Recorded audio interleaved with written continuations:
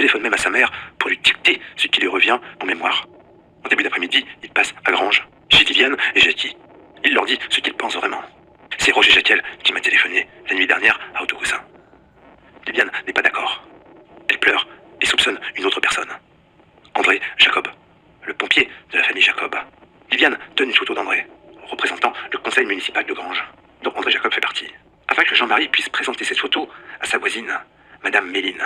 Quelque temps auparavant, la date n'est pas vraiment fixée. Colette Méline, au cours du printemps, en plein après-midi, se retrouve face à face avec une personne en uniforme. Il est sorti des bois, il tourne autour des pavillons. Cette période est plutôt proche du courrier déposé sous le volet. Il adresse même la parole à Madame Méline. Vous n'avez pas peur d'être tout seul, ici? Le temps que Madame Méline réponde par la négative, il disparaît. On ne sait même pas par où il est arrivé et par où il repart. Madame Méline parle d'un uniforme qu'elle n'a pas reconnu. C'est pour ça que Jean-Marie récupère cette photo. Une photo de Roger Jaquel et une photo d'André Jacob. Il présentera ces deux photos au couple Méline et à un détective privé d'Épinal. Du point de vue de la taille, cela correspondait plutôt à Roger Jaquel, mais pas pour le visage. Cette photo avait pour but d'identifier un soi-disant gendarme qui s'était donc présenté chez Méline. D'après Christine Villemain, nous ne pensions pas à André Jacob. C'est Viviane et son mari qui avaient pensé à lui. D'ailleurs, Jean-Marie s'entendait très bien avec André Jacob depuis sa jeunesse. La suspicion sur André Jacob paraît avoir reposé sur le fait que Madame Méline, ainsi qu'elle me l'avait dit, avait vu rôder un homme en uniforme autour de notre maison. C'est vrai. Mais il faut vous dire qu'à cette époque, nous cherchions à l'instigation de mes beaux-parents à nous réconcilier avec Jackie et Viviane. Au cours d'un dîner à la maison, dîner auquel nous avions invité Jackie et Viviane ainsi que Bernard Noël et Jacqueline, la conversation évidemment était venue sur les histoires de corbeaux. Et au cours de ce dîner, mon mari, je crois, avait fait état de ce que Madame Méline avait dit. C'est de là qu'a dû mûrir l'idée de ce piège. Nous avons fait appel à un détective privé se nommant Monsieur Gilles Grosso. Nous lui avons remis la photo d'André Jacob. Et une photo datant de 10 ans, prise au cours d'un mariage de Roger Jaquel. Ce détective a montré les photos à Madame Méline. Celle-ci a opiné. Roger Jaquel, mais en plus gros. Or, dans les 10 ans qui avaient suivi cette photo, Roger Jaquel avait grossi. Audition de Christine Villemain, septembre 1987. En termes de climax, nous sommes gâtés. Incroyable quand même. Tout le monde se corbote. Tout le monde sait à peu près qui corbote qui. La plupart s'observent. Le repas choucroute approche. Et avant ce repas, il se passe encore quelque chose. 4 jours seulement après l'appel que Jean-Marie a reçu à Autocoussin, une lettre. La première lettre que reçoivent Albert et Monique, route Fambé-Ménil. Si vous voulez que je m'arrête, je vous propose une solution. Vous ne devez plus fréquenter le chef. Vous devez le considérer lui aussi comme un bâtard. Le mettre entièrement de côté. Par vous et ses frères et sœurs, j'exécuterai les menaces que j'ai faites au chef. Pour lui et sa petite famille. Jackie et sa petite famille a été assez mis de côté autour du chef d'être considéré comme un bâtard. Il se consolera avec son argent. À vous de choisir. La vie ou la mort. J'exécuterai les menaces que j'ai faites au chef. Ce courrier est une réponse à l'appel d'Autocoussin et les menaces sur Grégory le 24 avril. Entre Jean-Marie et le corbeau. Pour autant, le repas n'est pas annulé.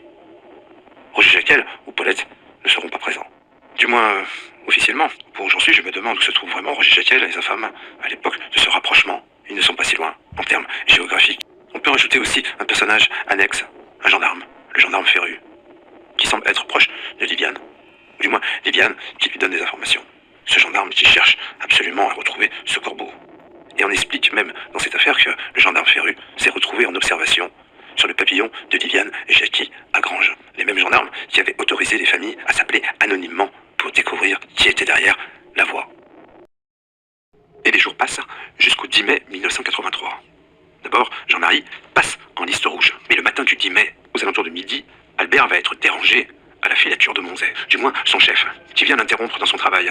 Un appel pour toi, c'est ta fille. Albert se précipite alors sur le combiné, en pensant qu'il y a un problème.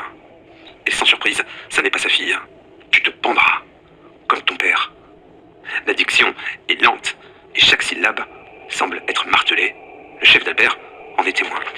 3 jours plus tard, le couple fait halte à Aumonzet, en compagnie de leur fils Eric. Tandis que Viviane s'affaire dans la cuisine, Albert prend Jackie par le bras. Les yeux dans les yeux, il lui relate le bref appel reçu à l'usine.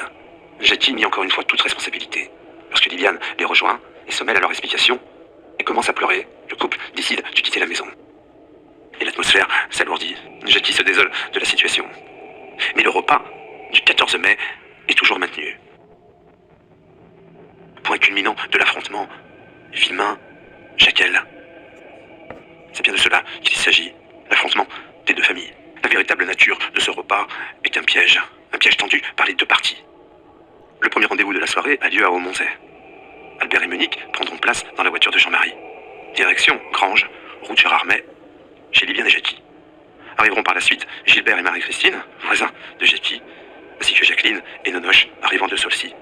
Jean-Marie essaye de calmer Albert. Sur le chemin, Albert est plutôt remonté.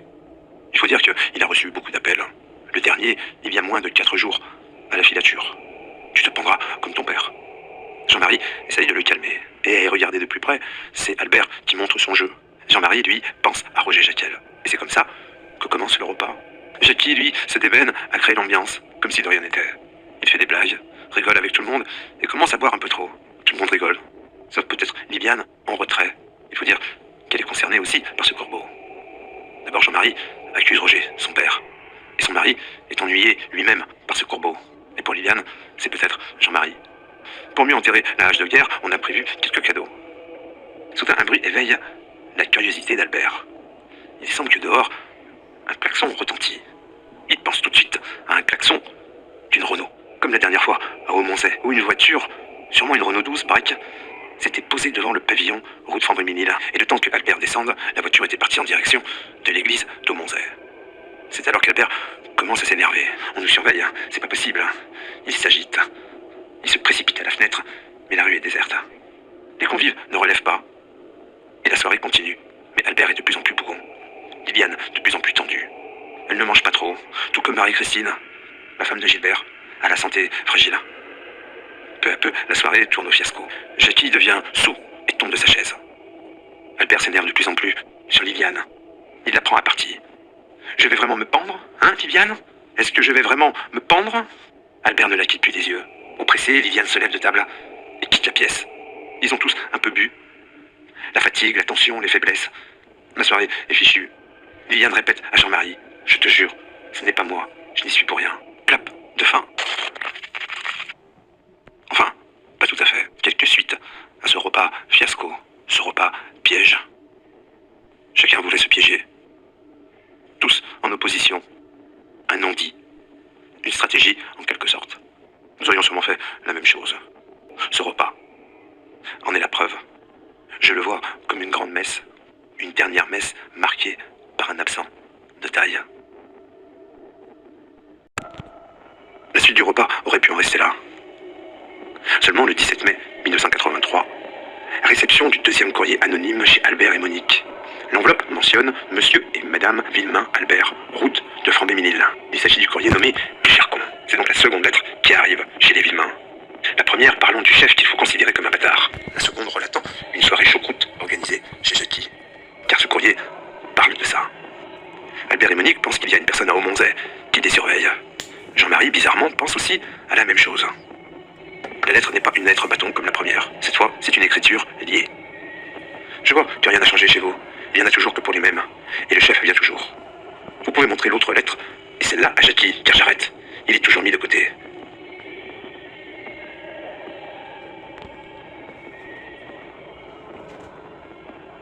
Cela ne sert à rien que je le défende. Il n'y en a que pour votre salope de fille et son vieux, qui ont le droit de salir vos assiettes le dimanche. Il n'y en a que pour le gendre. Il compte plus que vos fils. Surtout pour toi, la vieille. C'est ton nonoche, et il se permet tout à Aumonzey. Et le petit con de Granges, il n'est pas une journée sans descendre chez vous. Et il faut toujours qu'il mette son grain de sel partout, quand il devrait fermer sa grande gueule. Mais pas d'effet. Et sa connasse de gonzesse, elle fait toujours la grande malade, avec sa sale gueule de cochon. Le cinéma, autour du chef, du balèze. Il peut arrêter de chier dans son slip. Je ne veux pas lui faire de bobo au balèze de maman. Ni à sa pimbèche de gonzesse, ni à son mioche. Jackie ne serait pas mieux estimé pour ça. Et il sera toujours considéré comme un bâtard, le pauvre mec. Et toi le vieux, tu en as pris un coup de vieux. Tu m'as l'air bien malade. Et oui le vieux, j'arrête. Et tu ne sauras jamais qui t'a fait chier pendant 2 ans. Je me suis vengé. Car je vois bien que tu rumines. Tu ne te pendras peut-être pas. Mais je m'en fous, car ma vengeance est faite. Je te hais au point d'aller cracher sur ta tombe le jour où tu crèveras. Jackie n'est peut-être pas plus estimé, mais je m'en fous. Je me suis vengé. Ceci est ma dernière lettre. Et vous n'aurez plus aucune nouvelle de moi. Mais vous demanderez toujours qui j'étais. Mais vous ne trouverez jamais. Que le tout fou d'à côté arrête de frimer. Car il prend un coup de poing dans la gueule, il se sauve. Adieu, mes chers cons. Cette lettre parle de ce repas choucroute. On a comme l'impression la personne qui a écrit ce courrier était présente à ce repas, tout comme la connaissance de la famille Villemain. La personne qui a écrit ce courrier semble bien connaître les convives. Chacun en prend pour son grade. La lettre est plutôt bien écrite. Étrange qu'elle arrive 3 jours après le repas, dans ce cercle très fermé. L'empoignade entre Jackie, Jean-Marie, Monique, Albert, Michel. Tout commence avec la plainte de Jean-Marie à la gendarmerie de Courcieux. Quelques jours après le repas, Liliane et Jackie sont convoqués à la gendarmerie. C'est suite à un appel anonyme que la gendarmerie a reçu, et au cours duquel ils ont cru reconnaître la voix de Liliane. Jackie et Liliane nient être le corbeau. Mais le gendarme Ferru, pour appuyer leur accusation, laisse entendre que Jean-Marie les soupçonne d'être le corbeau avec Roger Jacquel. De ce fait, Jackie et Liliane se rendent à l'épange. Ils demandent des comptes à Jean-Marie Villemain. Cette entrevue se passe mal. Jackie décide d'aller à Aumonzey en parler aux parents. Jean-Marie le suit. La discussion continue à Aumonzey. Et c'est l'empoignade de toute la famille avec Jackie. C'est la dernière fois que Jean-Marie et Jackie se voient. Après cette bagarre insensée, c'est la fin des appels pour la famille Villemain. Est-ce que vous avez vu, comme moi? Prenons la base de cet appel de Jean-Marie et Christine à Roger Jacquel, qui annonce l'accident de Liliane. 8 jours plus tard, il y a un appel à Autocoussin. Le corbeau lui parle de ça. Je t'ai reconnu. Arrive la lettre bâton, qui revendique l'appel d'Autocoussin. Et puis, on enchaîne avec le repas choucroute. On comprend que chacun a gardé ses cartes. Surtout Jean-Marie, Christine, Monique, Albert, qui gardent secret la connaissance de la lettre bâton. Ils n'en parlent pas à Jackie, Liliane, ni même à Nonoche ou Jacqueline. Ils n'en ont pas eu le temps. 4 jours après le repas, un courrier arrive. Il parle de ce repas choucroute. Vous pouvez montrer l'autre lettre, et celle-là à Jackie. Vous pouvez montrer la lettre à Jackie. Cela prouve que Jackie et Liliane ne sont pas au courant de ce courrier. Pour Jean-Marie, la lettre bâton, c'est Roger Jacquel. L'appel d'Autocoussin, c'est Roger Jacquel aussi. Par déduction, le second courrier serait donc la lettre de Roger Jacquel ou de Paulette. Après le débriefing de Liliane, le lendemain du repas catastrophique, Liliane en pleure, le dimanche après-midi, avec son père. Roger Jacquel, l'invité mystère.